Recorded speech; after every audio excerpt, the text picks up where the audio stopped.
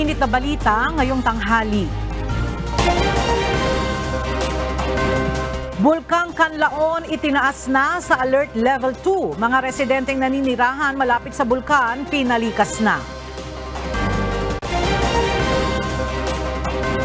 Ilang domestic flights kansilado ngayong araw. Abo na ibinuga ng Mount Canlaon nakaapekto sa operasyon ng ilang airport sa Visayas. Mga residente malapit sa Bulkang Canlaon pinag-iingat ng Department of Health sa epekto ng ashfall sa kalusugan. Mga pulis na nakatalaga sa Bamban Municipal Station inalis na sa pwesto ng PNP. Dagdag toll sa North Luzon Expressway ipinatutupad na ngayong araw. At 4 na tao patay sa pagbaha sa Southern Germany. Magandang tanghali mga kasangbahay. Ngayon po ay araw ng Martes, June 4, 2024. At una sa mga balita ngayong tanghali.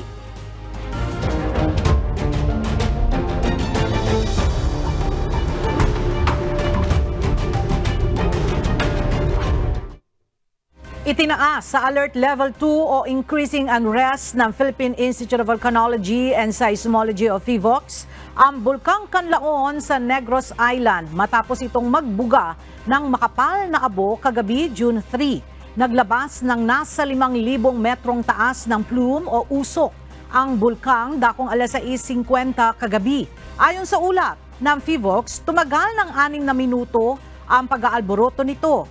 Pinapayuhan naman ang publiko na iwasang pumunta sa 4-kilometer radius permanent danger zone upang makaiwas sa posibleng pagsabog, rockfall at landslide. Ang sobrang init ng panahon ang posibleng dahilan ng pagsabog ng Mount Canlaon. Ayon sa PHIVOLCS, ito ang maaaring nagtulak sa tubig sa ilalim ng bulkan at nagbuga ng incandescent elements. Ilang buwan na rin umanong binabantayan ang Canlaon dahil sa tumataas na seismicity nito. Naka-online at nakahanda na ang Disaster Response Mobile Command Center ng Department of Social Welfare and Development, Central Visayas upang mag-monitor at magbigay ng real-time information sa mga apektado ng pag-aalboruto ng Bulkang Canlaon. Mayroon itong state-of-the-art satellite internet, malalaking power bank at 2 set ng generators na magagamit bilang power supply at internet connection ng apektadong komunidad. Nakapreposition na rin ang 13,000 family food packs habang in transit na rin ang nasa 40,000 family food packs para sa Negros Oriental at Negros Occidental. Patuloy rin ang pakikipag-ugnayan ng DSWD sa mga regional office ng Western Visayas at Central Visayas pati sa mga local government units upang matiyak ang mabilis na pagtugon ng kagawaran sa mga naapektuhan ng pagsabog ng Canlaon Volcano.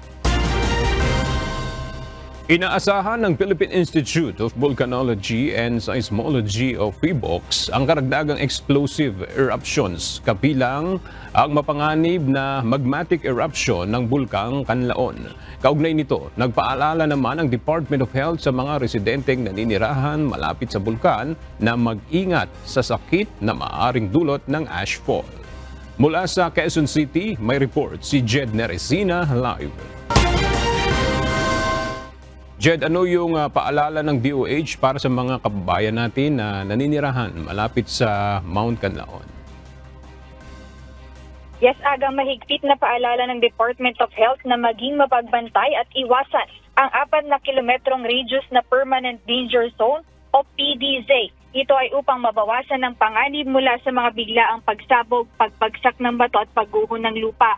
Kaugnay aga sa pag-ulan ng abo o ashfall, ang bawat residente ay dapat, sabi ng DOH, magtakip ng ilong at bibig gamit ang basa at malinis na tela o gumamit ng mask. Mas maigi rin, sabi ng DOH, aga na manatili na lang sa loob ng bahay at iwasang lumabas kung hindi kinakailangan, partikular na sa mga bata at matatanda, maging yung may mga sakit ng hika o problema sa baga. Aga pinaghahanda rin ng mga kinakailangang gamit ang mga residente malapit sa bulkan ng mga gamit na kinakailangan kung sakaling kailangan ng lumikas.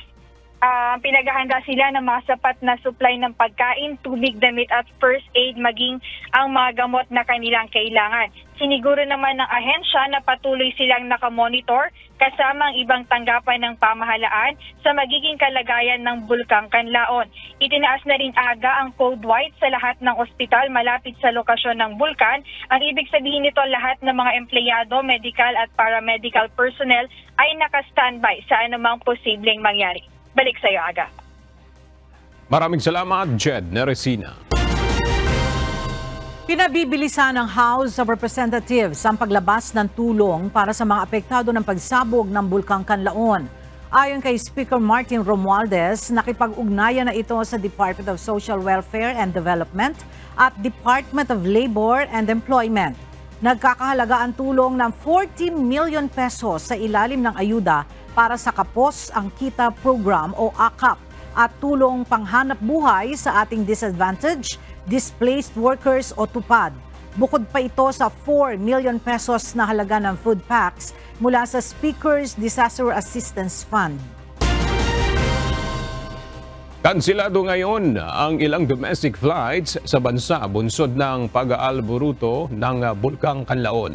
Paliwanag ng Civil Aviation Authority of the Philippines o CAAP, apektado ng pag-aalboruto ng bulkan ang ilang paliparan sa Visayas bunsod ng volcanic ash sa surrounding airspace. Mula sa NAIA, Pasay City, makibalita tayo kay Asher Kadapan Jr. live. Asher, anong mga flights yung kansilado ngayong araw? Aga, mahigit 5,000 pasahero na ang apektado ng mga kanseladong flights sa iba't ibang paliparan, partikular na yung mga biyahe sa Visayas region, bunsod nga ng phreatic eruption ng Bulkang Kanlaon. Batay sa huling update ng Civil Aviation Authority of the Philippines as of 9:45 a.m. ngayong araw, ay 66 flight na ang kanselado. Kabilang na dyan ang ilang flights ng Cebu Pacific na may biyahe galing o mula sa Iloilo at Bacolod. Habang kanselado rin ang ilang flights ng CEPGO, AirAsia at Air Swift papunta o galing sa Cebu, Bacolod at Iloilo. May mga kanselado din or canceled flights din ng PAL Express o Airphil papunta o galing sa Cebu, Iloilo, Bacolod at San Jose Antique. Ngunit walang cancellation sa flights para sa Philippine Airlines o PAL. Paliwanag ng CAAP or ni CAAP spokesperson Eric Apolonio, kailangan kansilahin ang mga flight partikular na sa mga paliparan ng Bacolod, Iloilo at Cebu. Ito ay bunsod ng presensya ng volcanic ash sa airspace na mapanganib sa operasyon o paglipad ng mga eroplano sa himpapawid. Naghihintay lang ang CAAP ng abiso mula sa Philippine Institute of Volcanology and Seismology o PHIVOLCS kung maaari ng payagan ng flight operation sa mga apektadong paliparan. Ngunit ayon sa CAAP, as of 11 a.m. binuksan na rin ang ng airline managers ang operasyon sa Bacolod Silay Airport ngayong umaga. Pinapayuhan ang mga pasahero na makipag-ugnayan sa kanilang mga airlines kaugnay sa kanilang flight. Dito sa Ninoy Aquino International Airport, aga ay ilang pasahero rin ang nagpalipas ng gabi dito sa mga terminal dahil simula nga kagabi ay mayroon ng ilang mga nakansilang flights at sila ay nananatili dito sa holding area at patuloy naman silang inaasikaso din ng kanilang mga airline. Yan ang latest. Balik sa iyo, Aga.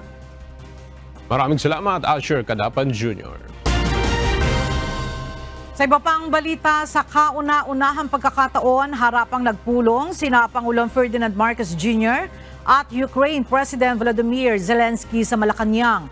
Ilang mahalagang issue tulad ng pagsusulong ng kapayapaan ang tinalakay ng dalawang lider. May hiniling din ang Ukrainian leader kay Pangulong Marcos. Narito ang report ni Nel Maribuho.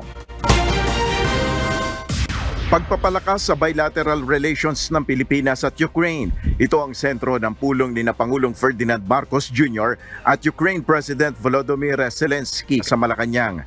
Personal na pinasalamatan ni President Zelensky si Pangulong Marcos sa suporta nito sa posisyon ng Ukraine sa gitna ng giyera nito sa Russia. And it is a great pleasure to meet with you.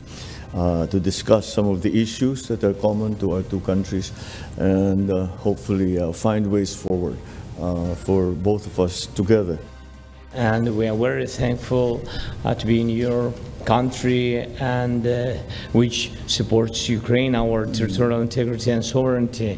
Thank you so much for your big word and clear position about us, about this Russian occupation of our territories, and thank you on your support on the in UN nations with your resolutions.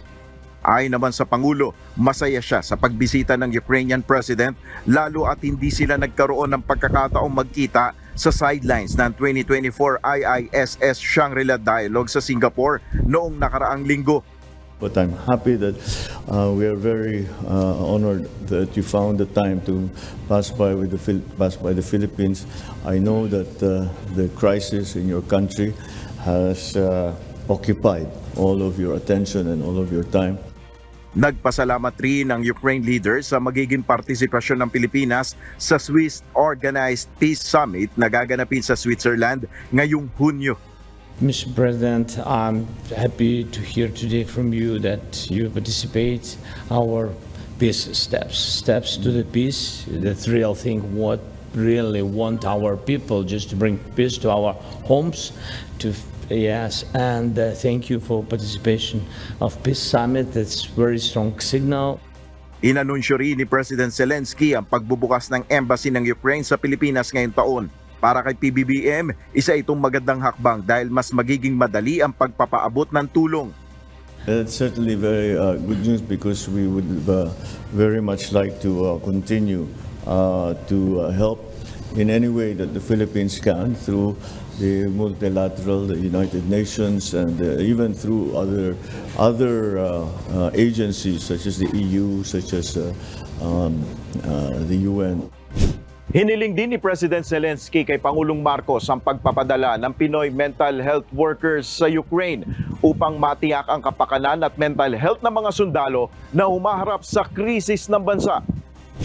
Handa naman si PBBM na tugunan ito bilang bahagi ng tungkulin ng Pilipinas sa United Nations para sa proseso ng pagpapanatili ng kapayapaan. Galing sa Shangri-La Dialogue sa Singapore ang Ukrainian President bago ang one-day visit sa Pilipinas para sa bilateral meeting kay PBBM. Nel Maribuhok, UNTV News and Rescue. Diyos ang aming sandigan, serbisyo publiko ang aming pinahalagahan. Nakatakdang mag-courtesy call kay Pangulong Ferdinand Marcos Jr. si Sheikh Abdullah bin Zayed Al Nahyan na Minister ng Foreign Affairs ng United Arab Emirates o UAE. Inaasahang matatalakay sa pulong ang pagpapatibay ng relasyon ng Pilipinas at UAE.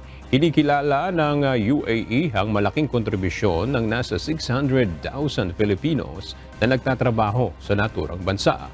Isa naman ang UAE sa mga tumutulong na bansa kapag nakararanas ng kalamidad ang Pilipinas tulad na lamang noong nag-alboroto ang Mayong Volcano. Pinatututukan ni Pangulong Ferdinand Marcos Jr. sa Department of Migrant Workers ang kaso ng ating mga kababayang nasa death row sa ibang bansa. Kamakailan, dinalaw ng DMW ang mga nakabilanggong OFW sa Brunei Darussalam kasabay ng state visit ng Pangulo. Narito ang report ni Ryan Lacanlale. Nagbigay ng direktiba si Pangulong Ferdinand Marcos Jr. sa Department of Migrant Workers o DMW na asikasuhin ang mga kaso ng ating mga kababayang nasa death row sa ibang bansa at tulungan ang kanilang mga pamilya. Of course, doon sa aspeto ng kapakanan ng mga death row inmates, mismong si Pangulong Marcos ang nagbibigay ng direktiba sa amin na isulong yung kapakanan ng death row inmates para sila ay mailigtas mula sa death row as much as we could. Kasabay na dito yung legal assistance. Sa ilalim ng Action Fund ng ahensya, bibigyan ng libreng abogado ang mga nakapiit na OFW. May livelihood at scholarship benefits naman ang pwedeng ibigay sa kanilang mga pamilya. Sasagutin din ng pamahalaan ang gastusin sa pagdalaw ng mga kaanak ng mga OFW. Sa tala ng DMW, sa ngayon ay mayroong 70 OFW na nasa death row sa iba't ibang bansa. Karamihan dito ay nasa bansang Malaysia at Saudi Arabia. Kamakailan, dinalaw ni DMW Secretary Hans Leo Kakdak ang 2 senior citizens na nakapiit sa Maraburong Prison Facility 1 sa Brunei Darussalam, kasabay ng state visit ni Pangulong Ferdinand Marcos Jr. noong 1 linggo. Doon sa 70 anyos ay meron ng hinahanda natin yung formal na pagsusulong na magkaroon ng early release. Ayon sa kagawaran, iaapila nila ang kaso ng 2 senior citizen para makakuha ng executive clemency at tuluyang mapalaya ang mga ito at maging ng kanilang mga kasama na nasa death row. Kung hindi man mapalaya ay target na mapababa sa life imprisonment ang kanilang mga hatol. Doon sa 2 umabot ng 70 anyos, and there will be an official communication on its way.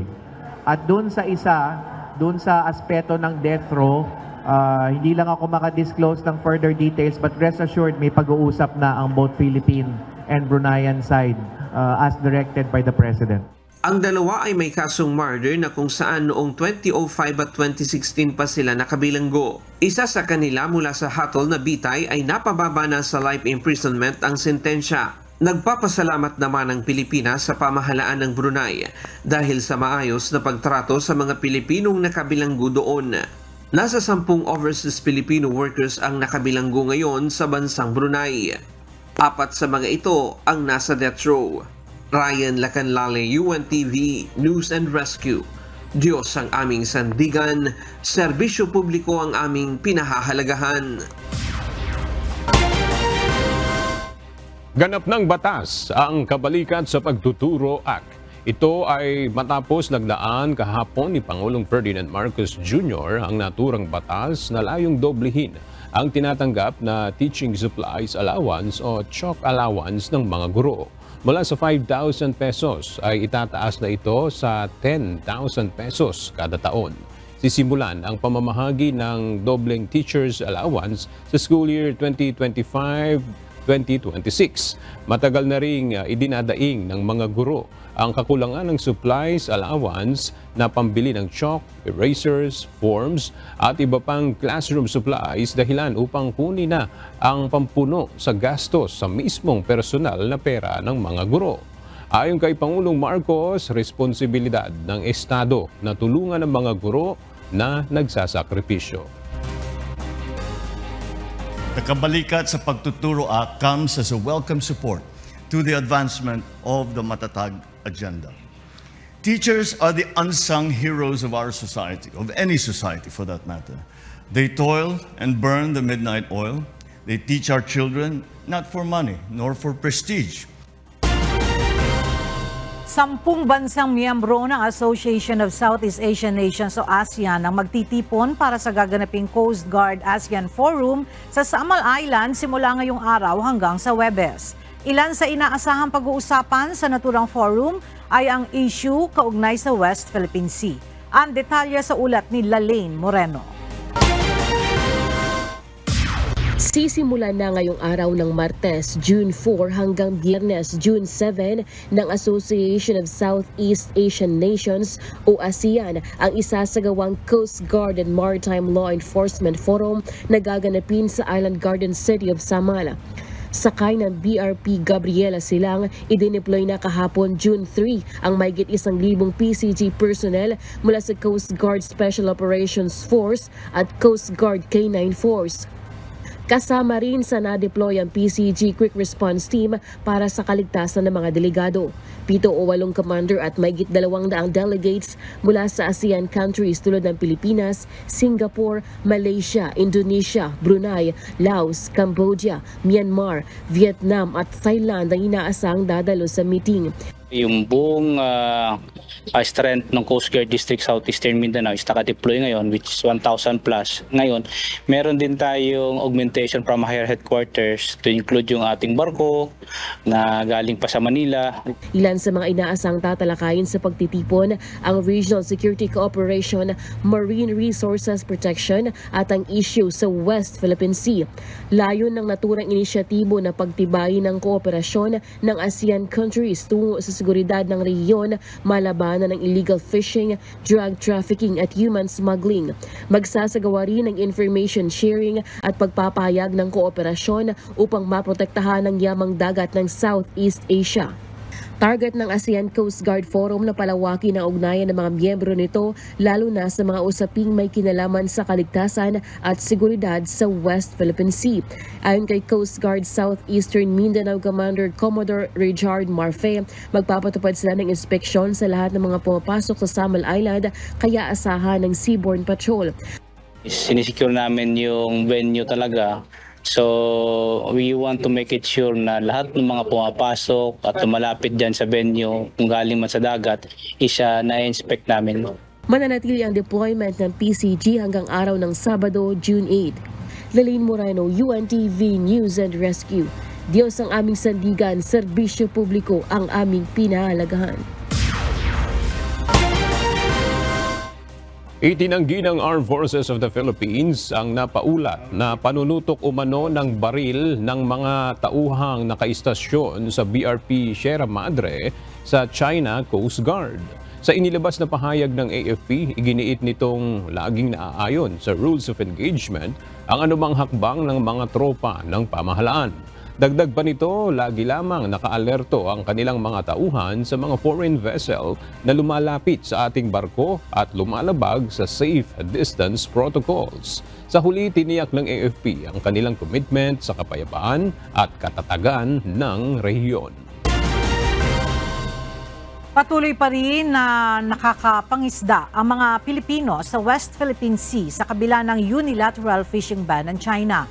Ayon sa pahayag ni Bureau of Fisheries and Aquatic Resources o BFAR spokesperson Nazario Briguera, wala pang natatanggap na ulat ang ahensya ng mga Pilipinong hinaharangan ng Chinese vessels sa WPS.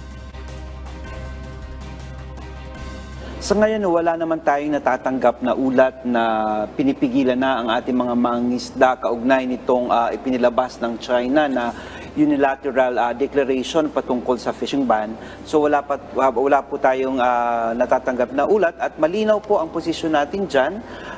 Katulad po ng posisyon ng Department of Foreign Affairs nung ipinilabas nila ang protesta.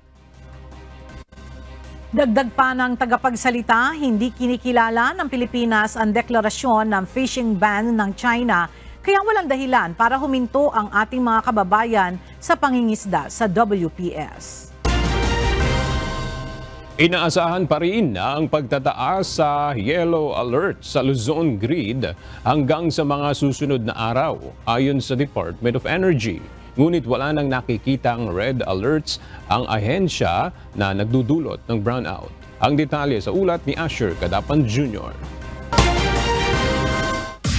Hindi na inaasahan ng Department of Energy na maulit ang rotational power interruptions na naranasan sa Metro Manila at ilang karatig lugar noong Sabado. Ayon sa DOE, inaasahang babalik na sa full capacity ang ilang power plants ngayong linggo. Well, hindi na natin inaasahan na magkaroon pa ng load dropping o nung red alert kung week na to o sa inaharap pa. Datakwat hindi natin inaalis ang mga posibilidad na magkaroon pa rin tayo ng yellow alert. Paglilinaw naman ng DOE, ang yellow alert sa Luzon Grid ay hindi nangangahulugan na may kakulangan sa supply ng kuryente batay sa pangangailangan ng mga consumer. Tapat pa rin ang supply natin ng kuryente sa pangangailangan ng lahat nating mga consumers. Pero may kakulangan tayo pagdating doon sa tinatawag na reserba kung saan kapag may isang planta pa na biglaan ulit nagkaroon ng outage, kulang yung reserba natin para maiwasan ang manual load dropping. Ayon pa sa DOE, mas maiiwasan ang mga power alert kung madadagdagan ng mga planta na nagsusupply ng kuryente. Ngunit malaki pa rin anila ang partisipasyon ng mga consumer upang maiwasan ang pagbaba ng energy demand kung magtitipid at gagawing epesyente ang paggamit ng kuryente. Asher Kadapan Jr., UNTV News and Rescue. Diyos ang aming sandigan, serbisyo publiko ang aming pinahalagahan. Muling isa sa ilalim sa yellow alert ang Luzon Grid ngayong araw. Base sa advisory ng National Grid Corporation of the Philippines o NGCP, iiral ang yellow alert mamayang 1 p.m. hanggang 5 p.m. at mauulit ng 6 p.m. hanggang alas 12 ng hating gabi. Ibig sabihin, manipis ang reserbang kuryente sa grid kaya't may posibilidad ng brownout. Samantala, nasa normal naman ang sitwasyon ng Visayas at Mindanao Grid ngayong araw. Ipinatutupad na ngayong araw ang dagdag toll sa North Luzon Expressway o NLEX sa ilalim ng bagong toll rates para sa open system o ang ruta mula Balintawak hanggang Marilao Toll Plaza.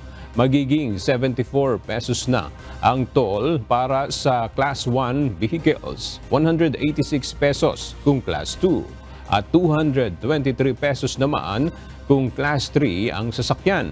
Para naman sa end-to-end system o ang Balintawak hanggang Santa Ines Toll Plaza, magiging 359 pesos na ang bayad para sa Class 1 na mga sasakyan, 897 pesos kung Class 2 at 1,076 pesos naman kung Class 3 vehicle. Nauna nang sinabi ng Toll Regulatory Board na bahagi pa rin ito ng inaprubahang toll rate hike sa layuning may ayos pa ang serbisyo ng NLEX sa mga motorista.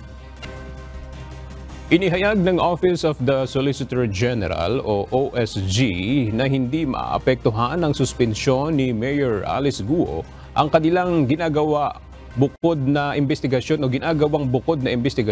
kaugnay sa isyung kinasasangkutan ng alkalde. Samantala, binigyang diin naman ni Mayor Guo na iginagalang niya ang pagsuspindi sa kanya ng ombudsman, ngunit ilalaban na niya nito ang kanyang kaso.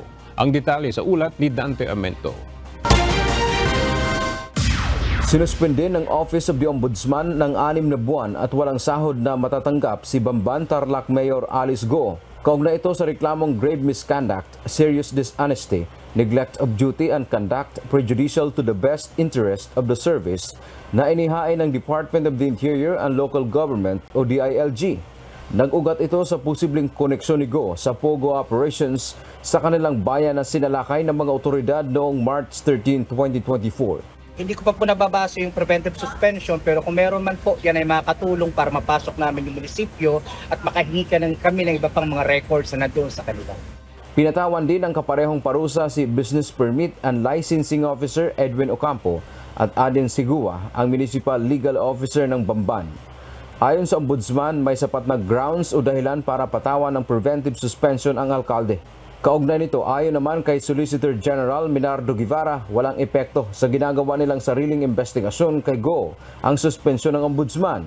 Ibaan niya ang layo ng kanilang pag-iimbestiga. No, the Ombudsman suspension has no effect on the ongoing investigation by the OSG. We're looking at a different angle other than the administrative or criminal complaint that might have been filed against Mayor Guo before the Ombudsman. Ayon pa kay Guevara, patuloy ang pangangalap nila ng impormasyon mula sa iba't ibang ahensya ng gobyerno. Kapag may sapat ng ebidensya, ay maaring maghain sila ng co-warrant of petition na posible ring tuluyang magpatalsik kay Guo sa pwesto. Samantala, sa opisyal na pahayag ng alkalde, sinabi nitong susundin niya ang proseso ng batas. Pero ilalaban anya nito ang kaso dahil siya ay inosente. Ito rin anya ang tamang panahon para linawin ang mga paratang laban sa kanya at siya ay makikipagtulungan sa mga kinauukulan o otoridad. Dante Amento, UNTV, News and Rescue. Diyos ang aming sandigan, serbisyo publiko ang aming pinahahalagahan. Dismayado ang ilang mga residente at mga empleyado ng Bamban Municipal Office sa ipinataw na preventive suspension ng Office of the Ombudsman laban kay Mayor Alice Guo. Samantala, pansamantalang hahalili sa maiiwan trabaho ni Mayor Guo si Vice Mayor Leonardo Anunciacion. Mula sa Bamban, Tarlac, makibalita tayo kay Nestor Torres live. Nestor, kumusta ang sitwasyon dyan sa Bamban? Business as usual pa rin ba dyan sa munisipyo sa kabila ng suspension kay Mayor Guo? Magandang tanghali, Ella. Sa ngayon nga ay ramdam dito yung pagiging malungkot at tahimik dito sa munisipyo dahil dito sa pagkasuspindi kay Mayor Alice Guo. At ngayon nga, kanina ay marami ding mga pumupunta rito na mga empleyado pero karamihan sa kanila ay hindi umarap sa amin para makipag-usap.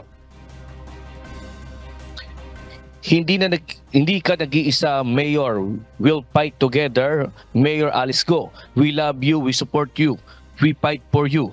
Ilan lamang ito sa mga banner o karatula na makikita sa labas ng munisipyo ng bayan ng Bamban, Tarlac ngayon. Nagpapakita ito ng suporta ng kay Banban Mayor Alice Guo matapos itong suspindihin ng Ombudsman sa hiling na rin ng Department of the Interior and Local Government sa patong-patong ng mga reklamong inihain ng DILG. Mga reklamong grave misconduct, serious dishonesty, gross neglect of duty at conduct prejudicial to the best interest of service ang inihain ng DILG. Pinilitan si Guo ni Vice Mayor Leonardo Anunciacion na kasama rin ito na independent ng nakaraang eleksyon. Kanina pinulong na rin ni Mayor Leonardo Anunciacion ang mga staff ni Mayor Guo at subalit hindi naman ibinigay yung detalye ng kanilang pag-uusap. Samantala dahil sa preventive suspension, marami ang tumanggi na magpahayag ng mga empleyado at mga residente sa munisipyo. Pero may ilan namang empleyado at residente ang nalungkot at nadismaya dahil nawala ito sa pwesto at sinuspindi dahil sa kinasasangkutan umano nitong issue na may kinalaman sa illegal operation ng Pogo sa Bamban. Siyempre nalungkot din kami. Nung nung tumakbo ng mayor, hindi naman ako sa kanya. Pero nung nakita ko ngayon, gumanda yung Bamban, umunlad, yun ang pinanginayangan ko. Pagkaalam namin kay Mayora, talagang mabait naman. Nagkaroon ako ng konting pagkadismaya, tsaka kalungkutan. Hindi lang ako, lahat kami rito. Nagkaroon ng pagkadismaya, nalungkot din kami lahat. Kasi unang-una, nakita namin kung ano yung kagandahan at naging magbabago ng bayan namin sa naumpisaan ng mayor namin. Nakita namin kung paano umunlad at kung paano naging maganda ang usad ng pamamalakad dito sa bayan namin.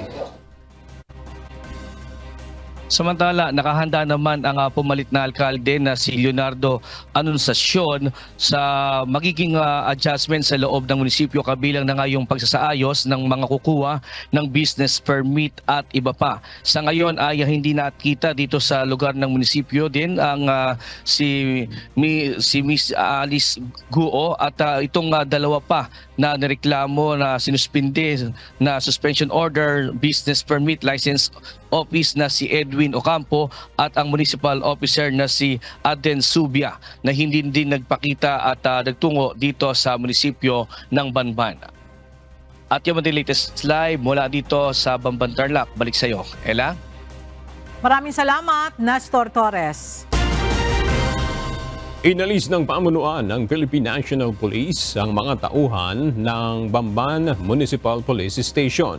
Kaugnay pa rin ito sa issue ng nadiskubring illegal na Pogo Hub sa bayan ng Bamban, Tarlac.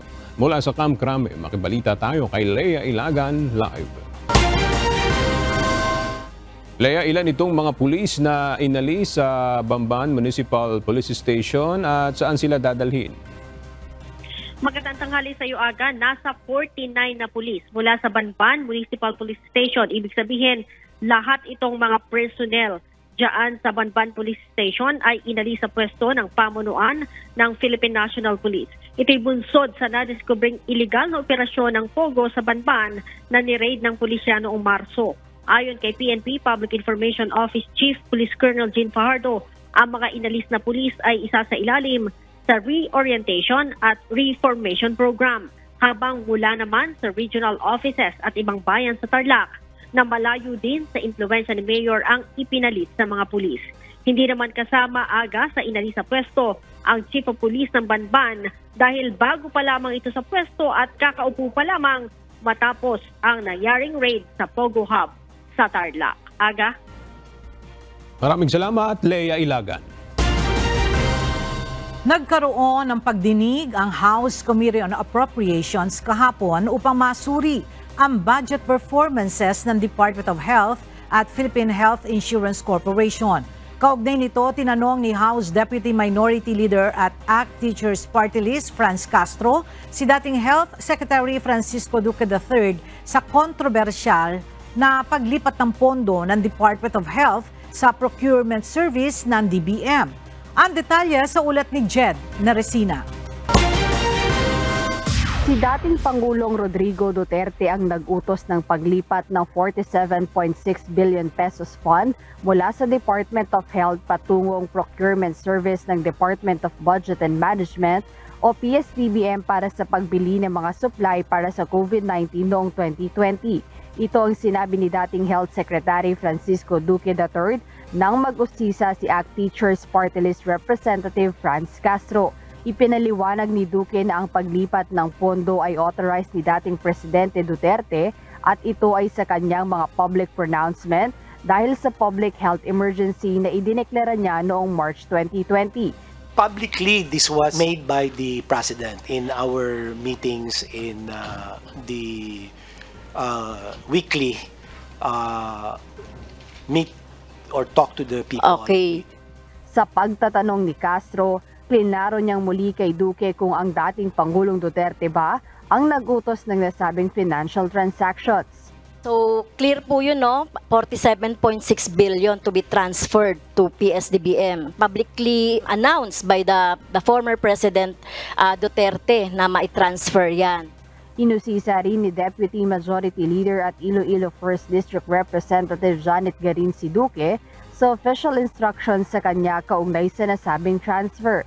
So I think, Honorable Franz Castro, the answer of Secretary Duque was in a public address of the President, of the former President. Yun naman medyo nagugulat ako, Madam Chair, because officially, there are actually official notices or instructions. So was there any instruction, Madam Chair, or who instructed Secretary Duque to initiate the 47.6 billion transfer? It can be answered by the name of the authority who instructed him, or the name of the committee, or I do not know. So ganun lang, Madam Chair, if the Secretary Duque can respond. Nanindigan naman si Duque sa kanyang pahayag at sinabing nasa kapangyarihan niya ang pagpapahintulot ng fund transfer. Ginawa ng House Committee on Appropriations ang pagdinig bilang bahagi ng oversight functions na tingnan ang budget performances ng DOH at Philippine Health Insurance Corporation.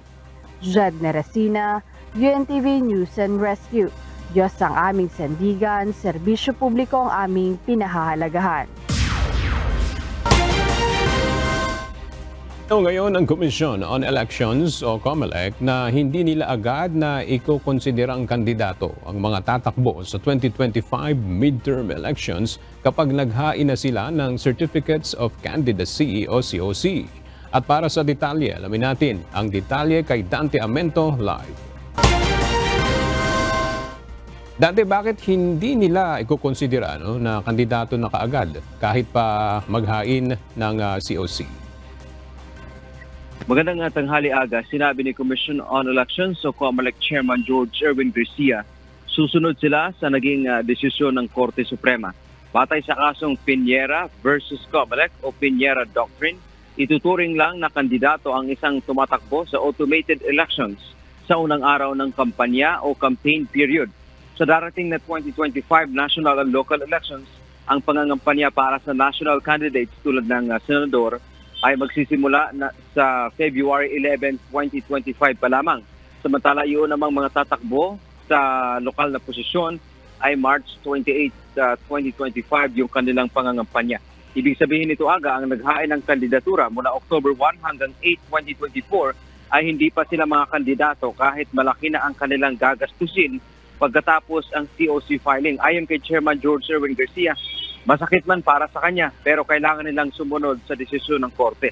Ginawa na kasi ng COMELEC noong nakaraang 2023 barangay at sangguniang kabataan elections na pagkatapos maghain ng COC, ang isang tumatakbo ay agad na nilang kinukonsiderang kandidato. Mapipigilan kasi nito ang mga ito na maagang mangampanya tulad na lamang ng paglipana ng mga illegal na mga poster. Yan man ang ating update mula dito sa Maynila. Balik sa iyo, Aga. Maraming salamat, Dante Amento. Pansamantalang ititigil ng Philippine Airlines ang operasyon ng kanilang commercial flights na bumibiyahe ng Baguio patungo ng Cebu. Ayon sa pamunuan ng PAL, hanggang sa June 30 na lamang ang flight sa nasabing ruta. Gayunman, inaasahan na maibabalik pa rin ang biyahe nito sa Nobyembre. Mula sa Baguio City, makibalita tayo kay Grace Doctolero live. Grace, paano yung mga pasahero na nakapag-book na ng Baguio to Cebu flight para sa buwan ng July? Yes, Ella, magandang tanghali. Kansilado na nga ang mga unang na-book na flights pero pinayagan ang refunding at rebooking sa mga apektadong manlalakbay. Ang mga manlalakbay mula sa Visayas na sabik na maranasan ang malamig na panahon ng Baguio City ay kailangan bumiyahe muli by land. Bagamat wala pang formal na anunsyo ang pamunuan ng Philippine Airlines, kinumpirma ito ng Civil Aviation Authority of the Philippines o CAAP Baguio at ni Mayor Benjamin Magalong. Ayon kay Mayor Benjamin Magalong, temporary lamang ito at may mataas na posibilidad na bumalik din ang biyahe sa Nobyembre. Inamin ni Mayor Magalong na apektado ang turismo sa pagkawala ng mga commercial flights. Yeah, sa July 1, kasi nga based dun sa aming pag-uusap ni President Stanley Nang at itong July kasi nagkakaroon na tayo ng mga cancellations. Pero actually yan, pinag-usapan na yan mga 2 months ago pa. Pinanggit na sa akin kasi nga July at yung rainy season, maraming cancellation dyan eh. So hindi financially viable to sustain yung operations nila. December 2022 nang muling buksan ang Luacan Airport para sa commercial flights ng Philippine Airlines na biyaheng Baguio to Cebu. 1 oras at 45 minuto ang travel time ng Baguio City-Baguio flight kung ikukumpara sa mahigit 26 na oras na paglalakbay by land travel. 4 na beses bawat linggo ang flights. Gayunman, mula July 1, 2024, ihihinto ang operasyon ng Philippine Airlines. Maliban sa pagkakaroon ng route network adjustments, inamin ng PAL na bumaba ang bilang ng mga pasahero bawat flight. May ginawa rin kasing rehabilitation sa iba't ibang pasilidad at istruktura at inaasahang bago magtapos ang taon o sa unang quarter ng 2025 matatapos ang proyekto. Kansilado na ang mga unang na-book na flights pero pinayagan ang refunding at rebooking sa mga apektadong individual. Tumataas naman yung ridership. Especially itong May, taas-taas na ridership natin. Second is, inaayos pa natin yung ating airport. Ongoing ngayon yung rehabilitation ng mismong yung ating structure doon, yung arrival at yung departure. At the same time, kailangan i-modernize pa yung mga ibang instrument dyan sa airport na yan. Pa rin naman ang pamahalang lungsod para sa iba pang airlines na nais mag-operate sa airport. Ella, ang mga pasahero ay pinapalipad gamit ang Havilland Canada-8 Series 400 ng aircraft, isang maliit na propeller type na aeroplane. Yan muna ang balita mula dito sa Baguio City. Balik sa iyo, Ella. Maraming salamat, Grace Doctolero.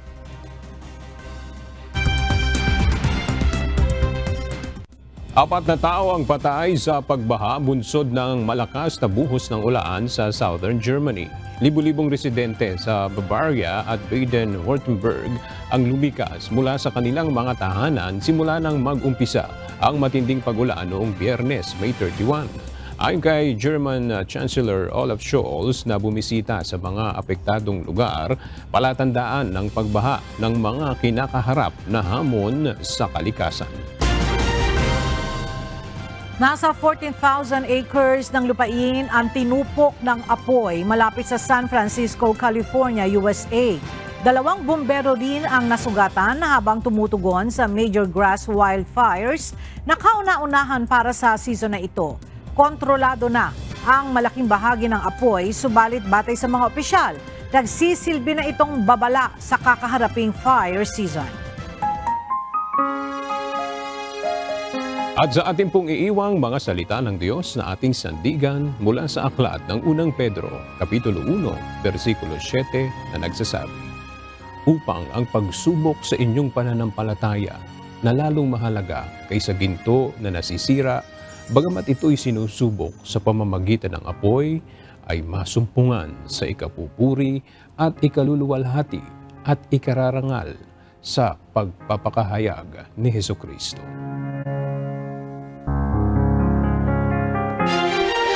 At yan ang mga balitang aming tinutukan at inaksyonan dahil sa aming pagbabalita, una ang pagkalinga sa kapwa. UNTV CE News, may balita saan mang panig ng daigdig. At dito sa UNTV, Diyos ang aming sandigan, serbisyo publiko ang aming pinahahalagahan. Magandang tanghali.